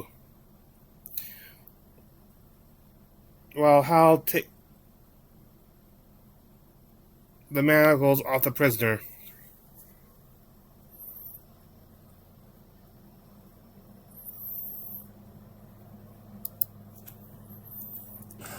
Do any of our dead friends have swords, or is it just knives? You got some short swords here, yeah.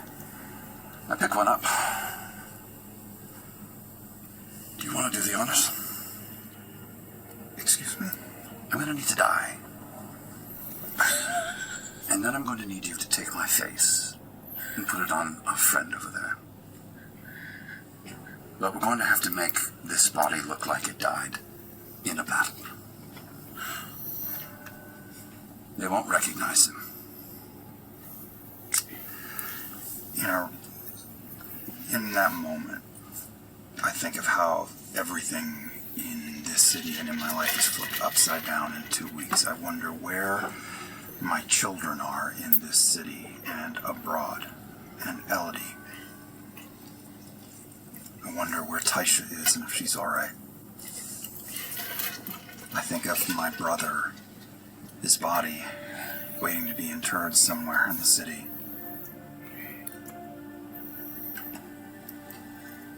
But that all takes place in just a second or two. And I stare at this mask back in its face and take the blade from your hand. Whatever you do, end with a stab to the chest so that I can fall into the corner. If you decide not to put me on that body for any reason, just don't leave me here to be found. My life is in your hands. I don't know what else I could do. Back up a step or two. And I'm not much of a fighter anymore, but I do flourish the blade after years of practice. And then just stab forward. I grab with my hands and let them cut into the blade to break them. And I start to actually wedge, hammer down to make it a messier wound. I take as many of my fingers off as humanly possible as this goes. The face doesn't wince. Oh. I shove my foot against his chest and kick him off and widen the wound even further to leave him a gory mess on the ground. Blair, you die again.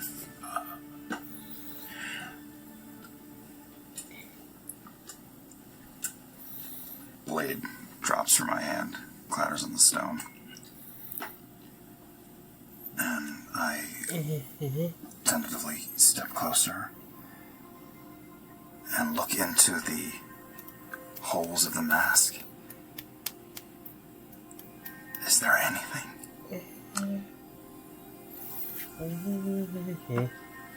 They're no longer deep.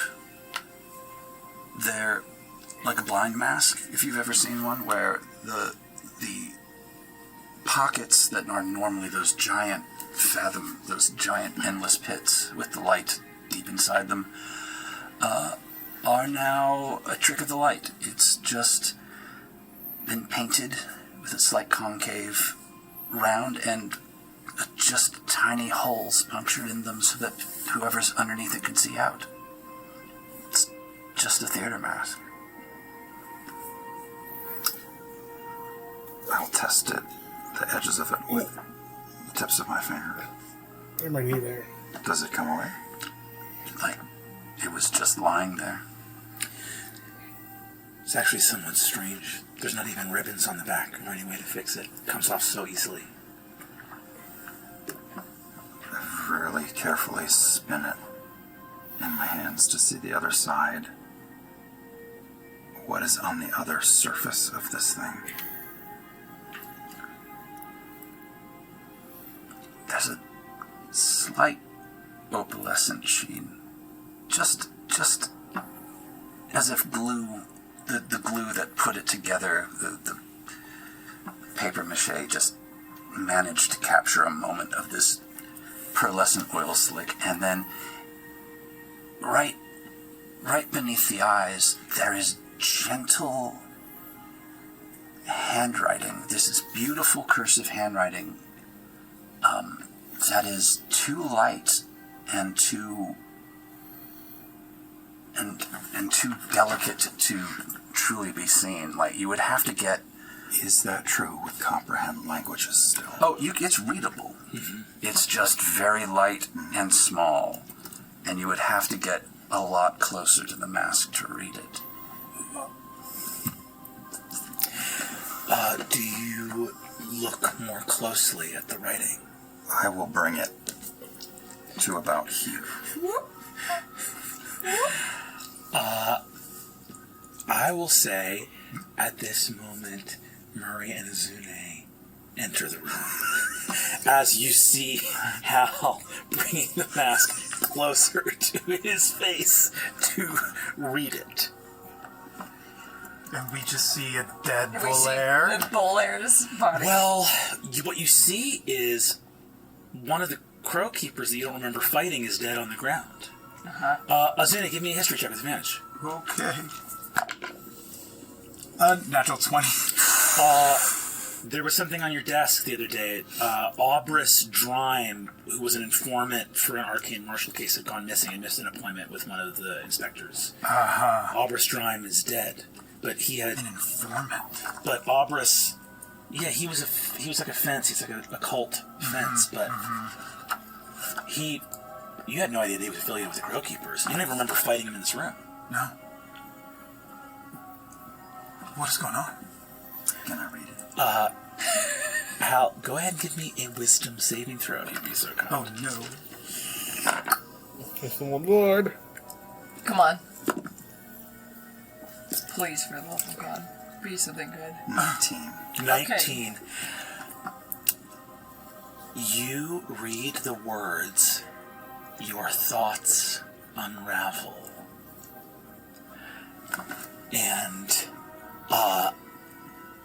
you hear applause so uproarious that it might also be the noise of the world cracking apart at the core. Oh. And on a 19, what does Murray say as she sees Hal holding the mask? I don't think she says shit. I think she's just gonna wait and watch and see what happens. kind of On a show 19, sorry. On a 19, I think you read that, but there might be another code at the end. So on a 19 wisdom, I think you successfully save and have to ask if you want to move in the direction of that applause or if your curiosity is sated. I think that's intoxicating. I think it feels pretty irresistible, but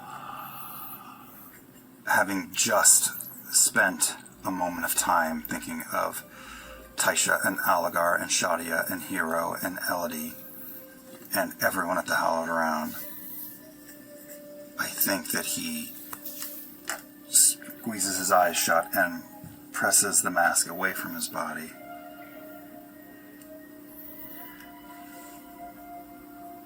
And spins it over in his hands. How? He doesn't answer, he just walks over to the new home. The unconscious Crowkeeper, you place mask on his face. Blair, you open your eyes, looking up at your friend Hal.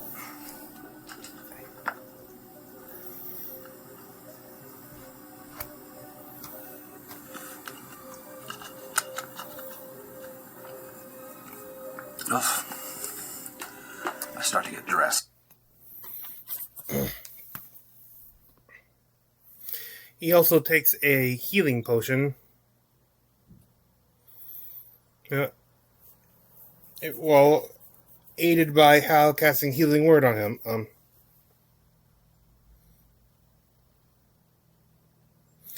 He then takes a blade or something. I forget if he's conscious of it or just takes one of this one.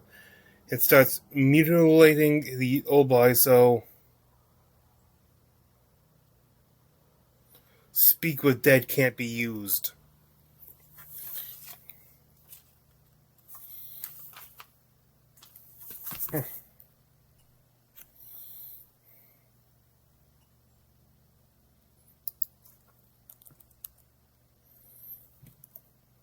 Walk past them all, out that door. I need a drink. You all head out. Demidus comes up, having missed this entire display, and walks up and goes, "Everything go good? Covering your trucks up here?" Couldn't have been better. Awesome. Yes. And you guys head out of the sewers. Fuck out. Yeah. Into the night. I tell Dividus, give yourself a little. Oh. Something else. You see, got it. You see that he reaches in, some shattered bottle, he's got bits of glass, he does it and rubs a little on his face, it helps his sort of beard grow in, a little bit of stubble. And he, illusory, gets rid of his swollen up eye. Okay. Nice. You saved my life. Things have gotten really crazy lately. And that's all for this episode. That was fun! That was fun! Back in the mask, you crazy person. Sorry, I'm good. My kingdom for a long rest. I know, for a long rest. Oh man, I'm at 2 hit points. This day is, I think, maybe the craziest adventuring day. I'm looking at, I'll put it this way, in the timeline that our lore keepers are keeping, this day has a different font size.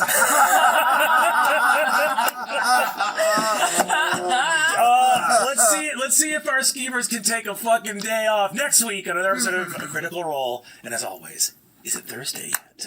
I gotta bury my brother! I said to bury my brother! God, that's true. Anyway, but that's for next time. And for now, we have but one task left to talk about my homebrew leading Scaredy Cat Rogue 5.5e edition. If you have such a ridiculous memory to remember, but this is just a redoing of a previous 5.0e. a rogue class too, which was the sister class to the sibling class to, I should say, to the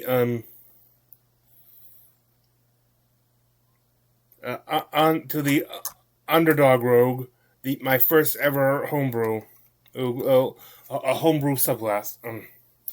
Those who walk the path live by the. Well, let me restart. Those who walk this path live by the saying, sometimes the better part of valor is learning when to fight another day. This is a rogue class about getting out of danger. With you can start seeing with their level 3 cunning reaction. Your cunning action can now be used with a reaction when you take damage or when you are frightened. When you take the disengage reaction, cunning action as a reaction, you can use any movement that you have not used this round. Which is to say, since your last turn. Like, if you didn't use full movement, you have a little bit of movement to get away with.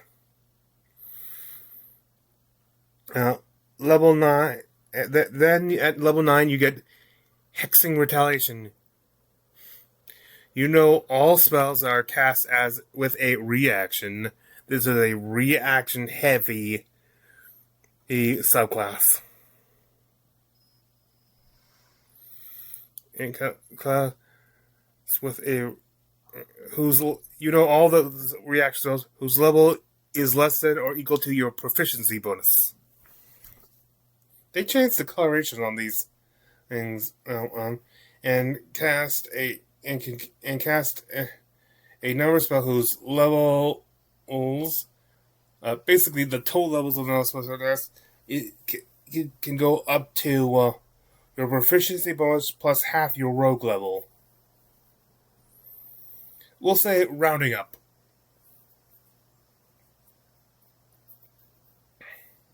And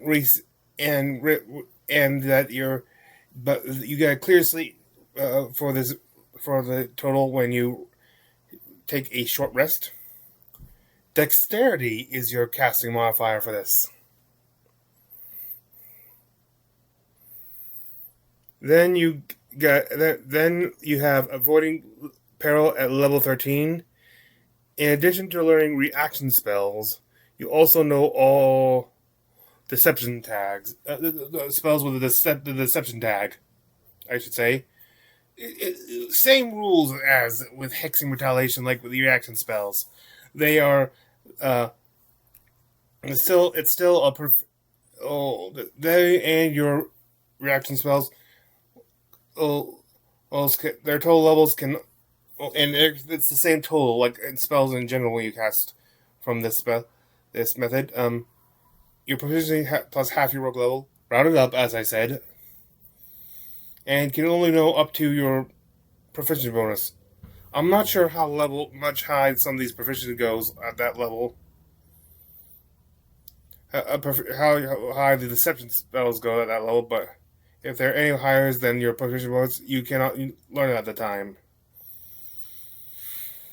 Then, at your capstone at level 17, Force Sympathy. As, say it with me, a reaction to taking damage or being put under the frightened condition, just like with cutting reaction.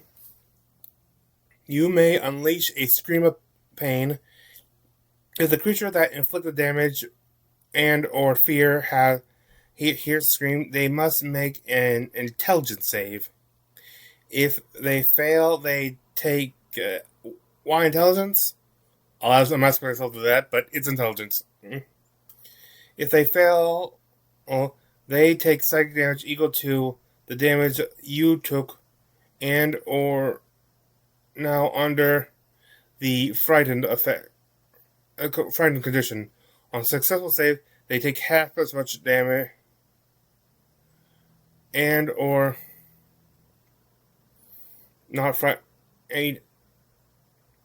and they simply will not be frightened. Once you use this ability, you cannot use it again until you finish a short rest. And with that, I thank you for joining me. I'm sorry it took so freaking long to get here, but we will, and I'll be trying to get more. But until then, thank you for joining me. This is Frienel Reinventure, and I bid you good fortune on the quest of life.